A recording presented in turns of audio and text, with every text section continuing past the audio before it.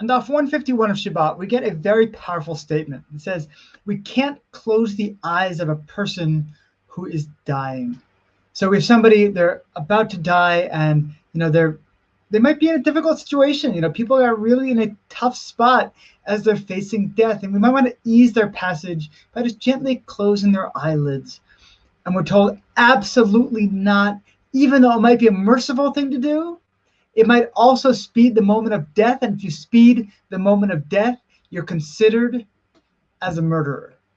And it's considered equivalent of, if you have a light, you see that a lamp and the flame is going out, If you go ahead and you kind of put your fingers over it, you speed it going out, you're still considered like you put the light out, even though it was going out on its own. You can't do that with somebody who's dying. Again, you're considered as having killed this person if you do such a thing.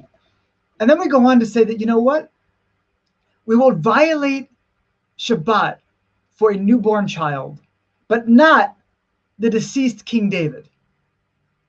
What a comparison, huh? A newborn to King David, probably the greatest of our kings. So why are we comparing these two? And it says that, well, with a newborn child, we're going to violate one Shabbat to save this child's life, because this person is then going to grow up to keep many, many Shabbats. It's going to be a big, overall gain.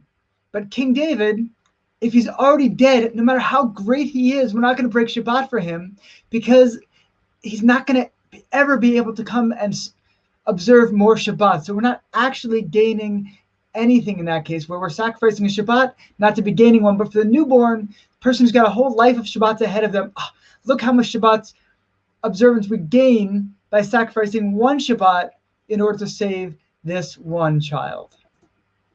So it's always looking back at, what are we going to be able to gain here? What are we being able to add here? And how can we make our actions as straight and narrow as possible?